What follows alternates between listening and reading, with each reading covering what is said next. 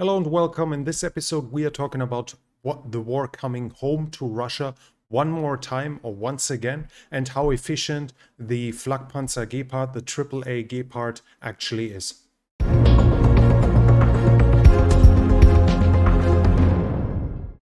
The latest information is that the Russians have reduced their air combat missions to 40 per day, more or less. That's mostly because they are low on precision weapons, so they need to identify targets more or less visually. And with the current weather, that is far less possible. So they are down from roughly 250 to 300 missions per day to now down to 40, which was more or less what the Ukrainians flew during the summer per day. In a survey in November by the independent Levada Center, 74% of all Russians that were questioned said that they still support the war, 74%. 42 of them strongly supported it, and 32 somewhat supported it. But despite 74% for the war, only 41 wanted to continue the war, while 53% were in favor of peace talks. While the majority wants negotiations, the support for the war itself is still really big, despite all defeats that the Russians have suffered in the last few months. On the 5th of December, that's yesterday, there was another wave of heavy attacks on Ukrainian territory. The Ukrainian air defense claims that it shot down 60 out of 70 cruise missiles that were in that wave, so achieving a high rate of destruction, reducing the damage being done. Because of the short time frame of this attack, it seems highly unlikely that it was a direct reaction to the Ukrainian attacks on Russian airfields right before that I've mentioned in the video from yesterday. Their two airfields have been attacked 500, 600 kilometers away, so more than 300 miles away from the Ukrainian international border. Both air bases are belonging to the Russian strategic bomber fleet, and this bomber fleet is being used to attack Ukraine with the KH-101 and KH-555 cruise missiles, as well as KH-55, according to Ukrainians and British, without a warhead as a decoy. Those are being launched from planes from those two bases, and the attacks there have thus been some kind of reprisal, you could say. And we have fresh satellite data that shows us here scorch marks, foam from fire extinguishing works, and we see damages close to at several places. So according to this, up to two Tupolev 95 are supposed to be damaged, and we have images from the second airfield. I had to cut out pieces here because YouTube doesn't like it very much if you're not a journalist and you show the result of human suffering, because here 2 or 3 Russian soldiers have died, and thus there was blood visible on the ground, no body. So if you want to search for the pictures uninterrupted, that if you want to look them up, you can easily find them. We have the fuel tank that was destroyed here, and here is a Tupolev 22M3, not really a strategic bomber, but it can also launch the same cruise missiles, even though less. And we see it also suffered extensive damage. It might be repairable despite both engines being damaged here, despite the wings being damaged, but it'll definitely not fly for quite some time. The size of the attack so far by the Russians would mean that the advantage for the Ukrainians that the Russians have lost up to three platforms is probably smaller than initially anticipated. The Tupolev 22M3 can carry 4 of those cruise missiles, if I'm not completely misinformed. The Tupolev 95 can carry up to 16 of them. So in theory, the Russians have lost up to 36 cruise missiles being launched in one salvo. But if we look at past attacks, it never appeared that the number of airframes was the limiting factor to the Russians. It was more the limited amount of cruise missiles that they were willing to deploy. So while they might have lost some planes here, or at least have them taken out for months for repairs, it's somewhat unlikely that this will directly impact the Ukrainian attacks, the Russian attacks on Ukraine. Unless, of course, the maintenance would require circling around, then there could be a slight diminished capability by the Russians. But as said, like we are talking about 70 cruise missiles right now.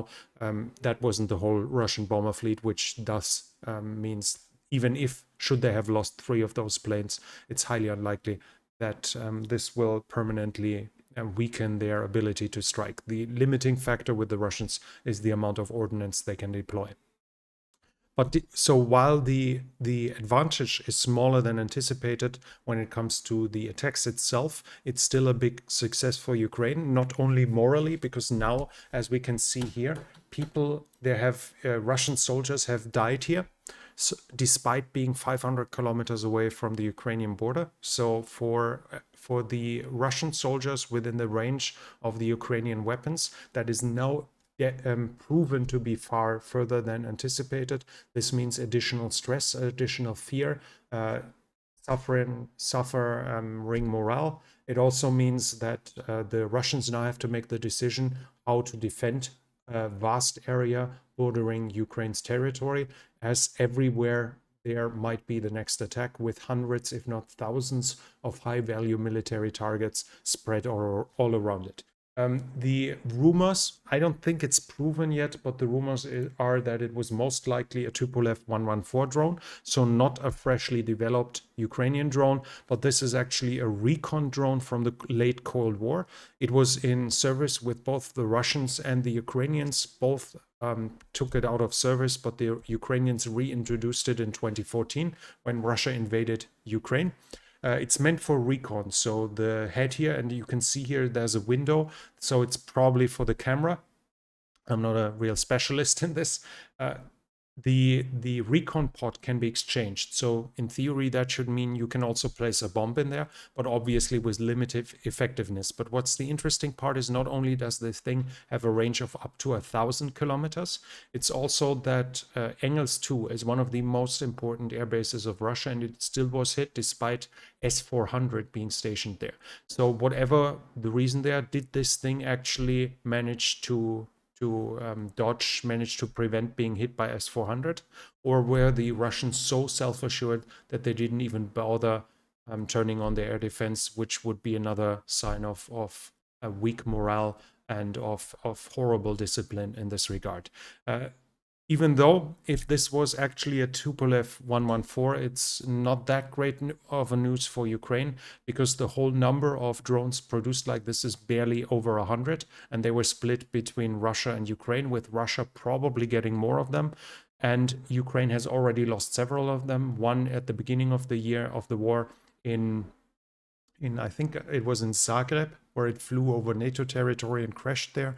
And I remember seeing pictures of at least one, I think several of them, having crashed or being shot down in Donbass since 2014. So the amount of drones like this that are still available for the Ukrainians for additional strikes, is probably at most in the low 2 digits, maybe 15, maybe 20, but that's probably already optimistic when it comes to what Ukraine can keep doing with this. Nevertheless, a big advantage, because if the Russians react to that, and if the Russians set up defensive positions for that, add to that there was rumors from the Ukrainian government that supposedly one of the drones was had terminal guidance by a special forces team. That would mean that the Russians have to prepare to prevent special forces operating deep inside of Russia. That should mean thousands, if not tens of thousands of Russian soldiers being fixed in place in a position where they can't really support the war in Ukraine at all. I don't think the special forces part is true, though, because if it was true, you wouldn't tell that the public unless you're a complete idiot.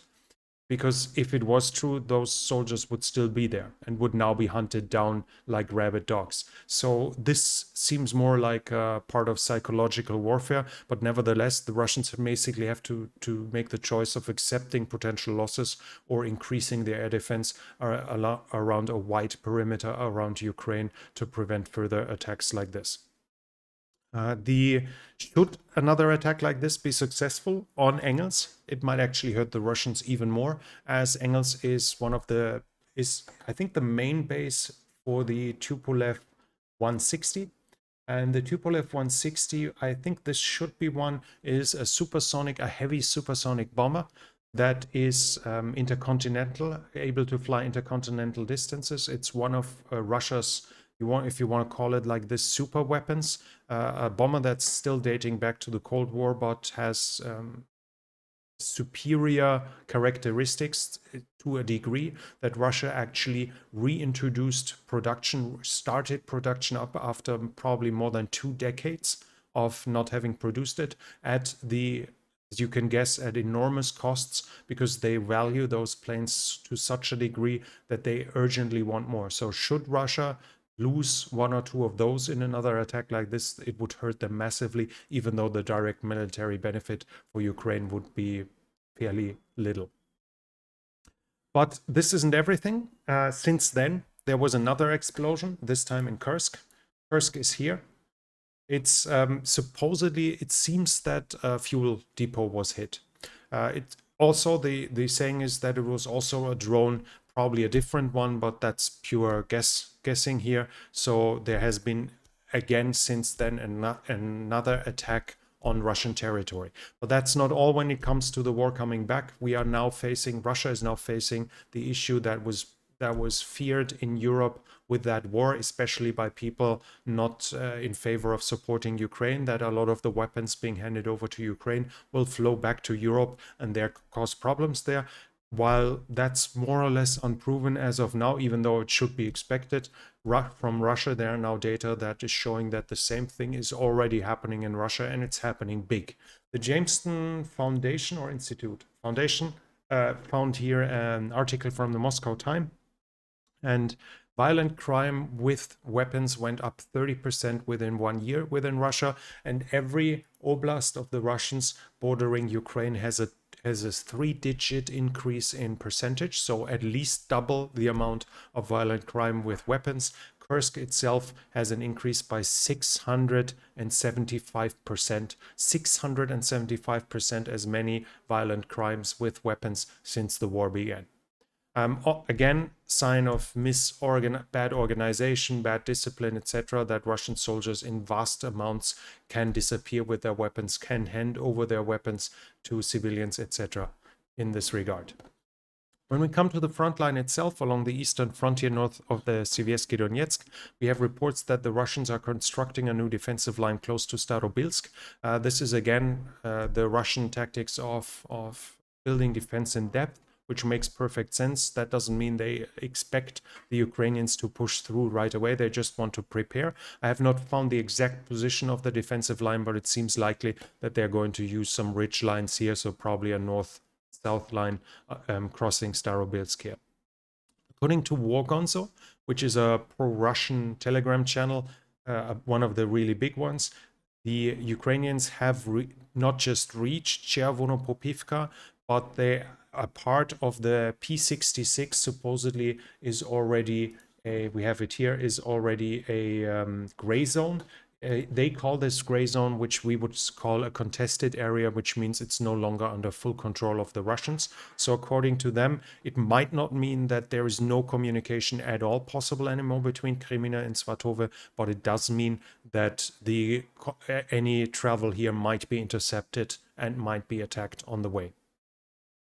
The Chervonopopivka in the maps that War Gonzo uses here, you see that it's no longer even inside of the Russian-controlled area. So according to War Gonzo, Chervonopopivka is already contested. Now, War Gonzo might be wrong here. This is a pro-Ukrainian map. At least they don't mention it according to that yet. They don't expect it to have lost yet. But in general, if a rabidly pro-Russian channel is telling us that the Russians are being pushed back somewhere, then it's more likely that this is actually true than when they claim some successes. Generally, along the front lines north of the Siversky Donetsk, which is the river here, we have Russian military bloggers saying that the attacks are intensifying by the Ukrainians. So with the weather getting better, meaning getting colder, so the ground freezes over and the Rasputitsa, the mud season, ends, we should expect massive or an increased intensity by the Ukrainian attacks, and we should expect that the Ukrainians attempt and probably achieve to advance further. South of the Seversky Donetsk, we have a small number of Ukrainian counterattacks. Spirne was one of them mentioned. Opytne was also mentioned. But generally, the Russians are attacking the whole front line like absolute mad, and that includes Bakhmut, that includes Avdiivka, further down, at least to Marinka. We have some interesting things here, though, even though the ground control has not changed much. There was a video by CNN with Russian volunteers that are fighting on the Ukrainian side in Bakhmut. They made an interview with one of them who says, yeah, like he would prefer taking them prisoner, but if he has to, then he will kill them. There was a second one, but that was it. So we are back at that point where the supposedly big Free Russian Legion were in that video. They mentioned that they themselves claim there are several hundred. The biggest video I've seen with them so far, I think, was 7 guys. So we still have we are not even close to a confirmation how big that legion actually is. It might be mostly propaganda. It might actually be of a certain size, as we know from Belarusia, that the volunteers from there should be in the 3 digits, as well as from Georgia. And when we are from Georgia, it's not just Russians fighting on the Ukrainian side here, it's also Georgians. We have a Georgian website here translated with Google that Georgian soldiers were surrounded near Bakhmut, and here it's from military land. 6 Georgian soldiers fell. We have 5 of them here in that battle, and their commander was wounded and they were surrounded. Unfortunately, I was not able to find out what happened to them afterwards. I could not get an result whether they have been destroyed since then, whether they have capitulated, or whether they managed to fight their way out. Unfortunately, I cannot confirm that. But it's not just Georgians, it's also here close to Solidar, the Chechen volunteer battalion Shai Mansur battalion is also fighting there, as we can see them here. We had them on the channel a couple of times before, and they are currently fighting in Solidar, which is right next to Bakhmutske. So they are also in that area where obviously not just the Russians are concentrating their forces, but also the Ukrainian volunteer units are also flocking in to join the fight. The spokesperson for the Ukrainian Eastern Group of Forces, Serhiy Cherevati, said the Russians are currently suffering 50 fallen and 50 wounded per day around Bakhmut alone.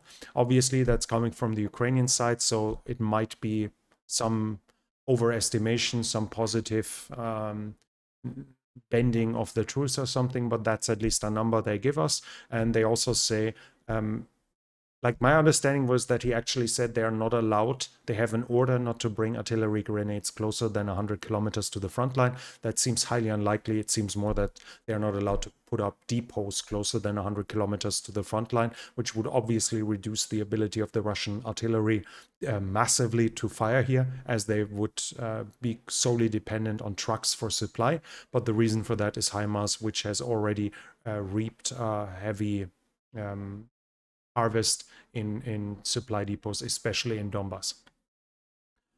Russians are saying Ukraine is only holding a piece of Marinka on the western outskirts. They claim they have conquered the rest. Marinka is contested since the beginning of the war. They are fighting for it, and the Russians are now claiming that they slowly push out the Ukrainians.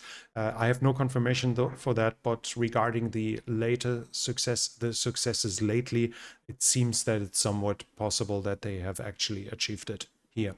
When it comes to the south, we have an interesting video that I can show you here, and that is Ukrainian forces actually crossing the Dnipro River close to Kherson.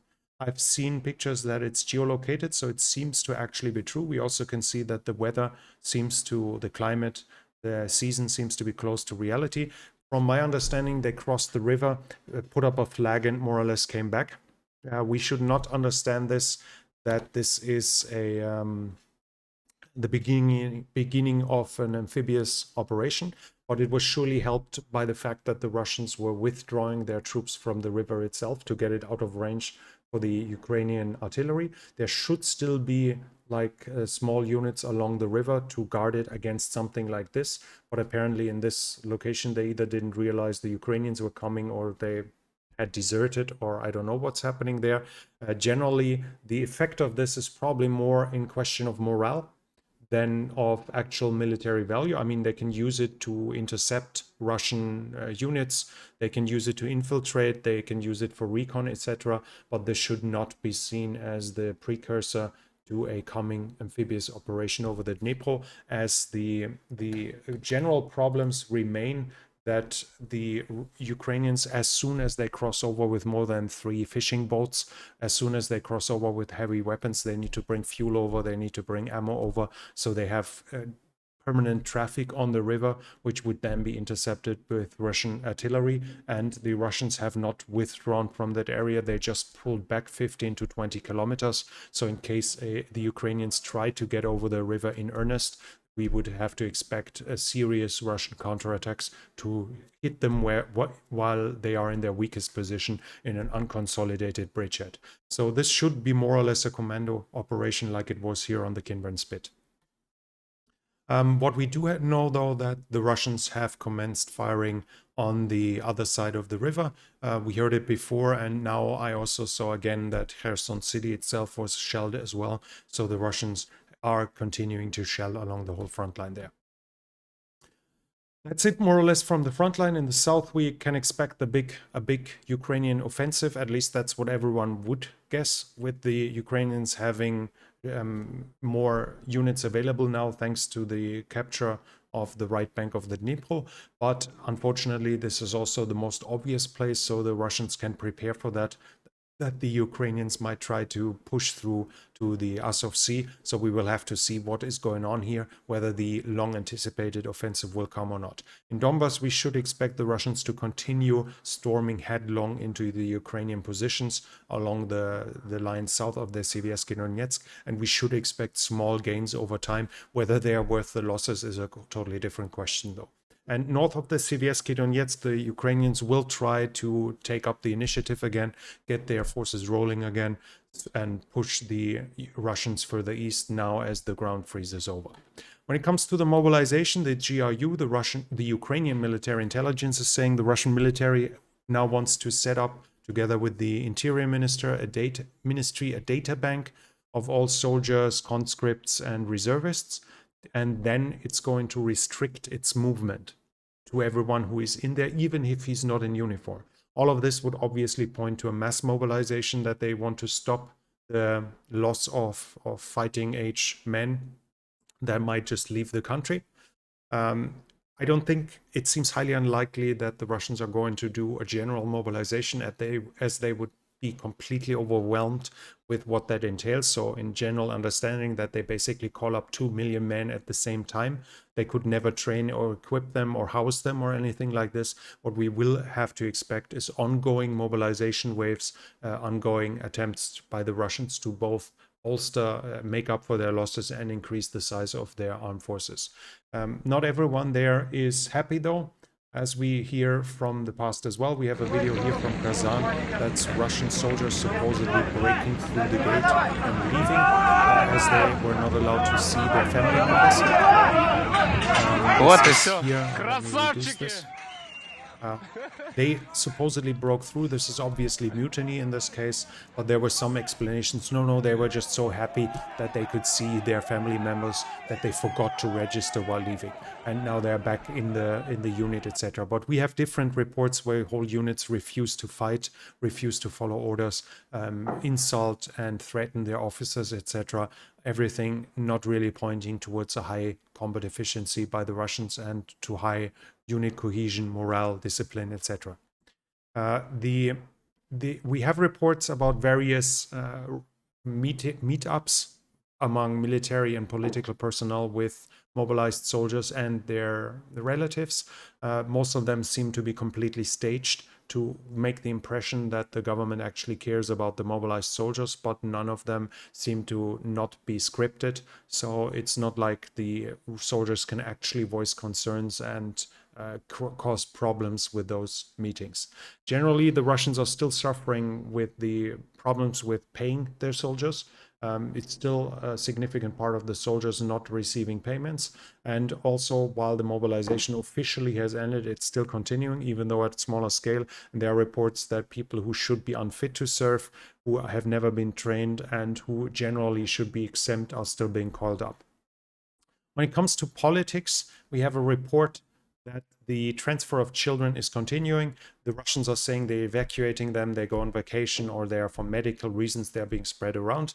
The Ukrainian side, the pro-Ukrainian side, is accusing the Russians that they intend to have the children adopted into Russian families, or if not, then force the Ukrainian parents to follow their children deep into Russia, where they are spread out. So as the children are being kept there, and then that would basically spread out the Ukrainians among the Russians, and thus force their assimilation over time. This is continuing, but we also have the proposed law on the Duma, which would allow courts in the freshly annexed territories to stop prosecutions if the crimes that have been committed, which are usually punishable according to Russian law, have been done furthering the interests of the Russian Federation. This basically means if you have committed any crime that is punishable in Russia in this area, and the judge says this was meant to further Russian interests, that you will walk without any problems. Seems to me like basically a carte blanche when it comes to war crimes. As long as somebody sees a reason that it furthered Russia's war effort, you are probably free to commit whatever crime you want to do there. There's also one report about Luhansk, the province, the oblast here. 5 Ukrainians have been publicly hanged. It seems that they not just have their bodies strung up, but that the people were actually executed with the rope. Because of they have been accused of being partisans. It might have actually been a public hanging to intimidate the local population. If you look for my name on Twitter, for instance, I've reposted a picture, but you can find the pictures fairly easy if you really want to. I left them out here for obvious reasons. And when we come to some more things, we have here a video of a German Flakpanzer Gepard shooting down supposedly a cruise missile. And you can see when you see the size of the burst, how little ammunition he actually used. So Millennium 7 Star, look up, you have your numbers wrong. By the way, a great channel. I know he's a subscriber to the channel, so I hope he's seeing this here. If not, check his channel out. I watch every one of his videos. It's really interesting what he does, even though he was wrong in this time. You see the small salvos? What is done here, and here we have on Radio Free Europe or Radio Liberty another report from them, and they say we don't need that many shells, particularly if the target is a Shahid drone. You fire 3 shells from each barrel and the drone is down. That's 6 bullets. The Gepard carries 640 anti-aircraft rounds in its ammo storage, which would obviously theoretically mean that they could shoot down over 100 drones without even having to rearm. This shows why the Ukrainians praise the Gepard so much, why they want more, why they wanted to get as many as possible, because everything that is nice enough to fly over them, because that's the disadvantage. Their range is somewhat limited, but everything that flies over them is apparently being shot down really efficiently, as the fire control and the ammo, like the whole system is so efficient that it doesn't need too much ammo. And there again, like, I know Wikipedia, English Wikipedia tells something different, but I can say from my own experience, when in 2001 I was in the army and I was doing a training in a base that had the Gepards. And they showed us the system, and if I'm not completely wrong, they told us that they usually only need 4 shells for each plane.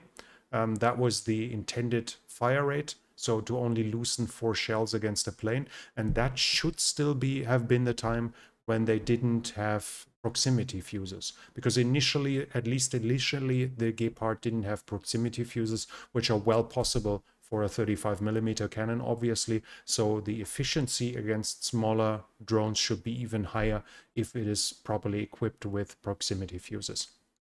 And finally, I got a video of the Ukrainians shooting down a Kamo 52, a K-52. And the interesting part is when you look at how the missile hits. It clearly comes from above. And that could either indicate, that obviously indicates a missile coming from above. So either a plane, a Ukrainian plane that shot it down from high altitude, which seems highly unlikely along the front line, or this might actually be the opportunity for me to show you a javelin being used against helicopters. As they have an infrared seeker head, they can actually be used against low flying helicopters that don't fly too fast, as the missile can correct course and can lock on a helicopter as well as on a tank. In this case, a javelin doing the top attack mode would perfectly fit while the detonation comes from above. So maybe I cannot absolutely say, but maybe this is actually a sign of a javelin having shot down a Kamov 52. That's it from me for now. I hope you enjoyed it, you liked it, what I did. This channel is only possible because of the support from viewers like you. So if you'd like to support the channel, you can do so by the means that can be found in the description. Thank you very much to everyone already supporting the channel. And it also helps if you hit the like button, if you leave comments, if you start discussions with others. Every activity is really good for the channel and the algorithm. And if you haven't subscribed yet, I want to invite you to subscribe to the channel, hit the bell icon so you don't miss future videos. And if you want to, you can obviously help the channel by sharing it with friends and acquaintances so it can keep growing. That's it from me for now. Thank you for watching, and I'll be back.